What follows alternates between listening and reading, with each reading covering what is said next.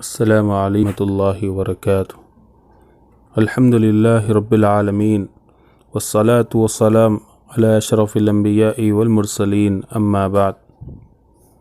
شرک کسے کہتے ہیں، اس کی کتنی قسمیں ہیں اور اس کا نقصان کیا ہے؟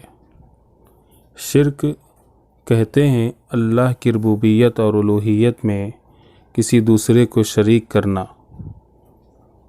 اللہ کے اسماء و صفات میں کسی اور کو اللہ رب العالمین کی طرح سمجھنا، یہ شرک کہلاتا ہے۔ شرک کی دو قسمیں کی گئی، ایک شرک اکبر یعنی بڑا شرک، اور دوسری شرک اصغر یعنی کہ چھوٹا شرک۔ شرک بہت بڑا گناہ ہے، جیسے کہ اللہ رب العالمین نے سورہ لقمان کی آیت نمبر 13 میں فرمایا، ان الشرک لظلم عظیم، یقیناً شرک بہت بڑا ظلم ہے۔ شرک اکبر کسے کہتے ہیں؟ شرک اکبر یعنی کہ اللہ رب العالمین کی عبادتوں میں سے کوئی عبادت کسی اور کے لیے بجا لانا، یہ شرک اکبر کہلاتا ہے۔ شرک اکبر کا بہت بڑا نقصان ہے کہ آدمی دین اسلام سے خارج ہو جاتا ہے۔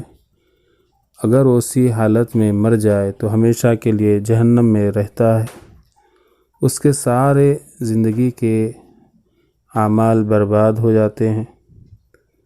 اور اللہ رب العالمین نے شرک کا نقصان بیان کرتے ہوئے فرمایا سورہ مائدہ کی آیت نمبر 72 میں، اعوذ باللہ من الشیطان الرجیم، بسم اللہ الرحمن الرحیم، انہ من یشرک باللہ فقد حرم اللہ علیہ الجنہ ومأواہ النار وما للظالمین من انصار۔ جو شخص اللہ کے ساتھ شرک کرتا ہے، اللہ نے اس پر جنت حرام کر دی اور اس کا ٹھکانہ آگ ہے، اور ظالموں کا کوئی مددگار نہیں۔ اللہ کے نبی صلی اللہ علیہ وسلم نے فرمایا، مسلم کی روایت ہے، وَمَن لَقِيَ اللَّهَ يُشْرِكُ بِهِ شَيْئًا دَخَلَ النَّارَ، جو شخص اللہ سے ملا اس کے ساتھ کسی کو شریک کرتا ہو، آگ میں داخل ہوگا۔ اس کا دوسرا نقصان یہ ہے کہ زندگی کے اعمال برباد ہو جاتے ہیں۔ اللہ نے سورہ انعام کی آیت نمبر 88 میں یعنی 88 میں فرمایا، وَلَوْ أَشْرَكُوا لَحَبِطَ عَنْهُمْ مَا كَانُوا يَعْمَلُونَ، اگر وہ اللہ کے ساتھ شریک ٹھہراتے تو ان کے تمام عمل ضائع ہو جاتے۔ اس آیت کو بیان کرنے سے پہلے اللہ نے کئی پیغمبروں کا ذکر کیا، ان کا نام لے کر، اور کہا ان سے پہلے اور ان کے بعد، یعنی جتنے بھی پیغمبر آئے، اگر یہ بھی شرک کرتے تو ان کا عمل برباد ہو جاتا۔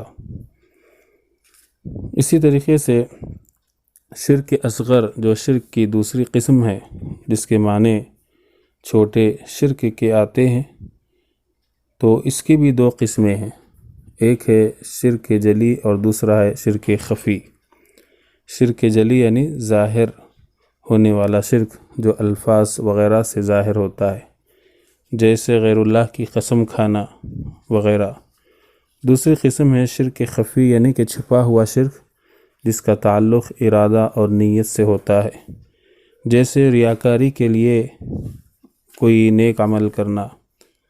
اللہ کے نبی صلی اللہ علیہ وسلم نے فرمایا، مسند احمد کی روایت ہے، ان اخوف ما اخاف علیکم الشرک الاصغر الریا، مجھے تمہارے متعلق جس چیز کا سب سے زیادہ خوف ہے وہ شرک اصغر ریا ہے، یعنی لوگوں کو دکھانے کے لیے عمل کرنا ہے۔ تو اس سے پتہ چلا کہ شرک یہ بہت سنگین جرم ہے۔ اگر انسان اسی حالت میں مر جاتا ہے تو اس پر جنت حرام ہو جاتی ہے اور جہنم میں داخل ہوتا ہے۔ جو شرک اصغر میں مبتلا ہوتا ہے تو اس کا وہ عمل جس میں اس نے ریاکاری کی ہو تو وہ عمل قابل قبول نہیں ہوگا، وہ ملت اسلامیہ سے خارج تو نہیں ہوگا اور وہ جہنم میں ہمیشہ کے لیے نہیں رہے گا۔ السلام علیکم ورحمۃ اللہ وبرکاتہ۔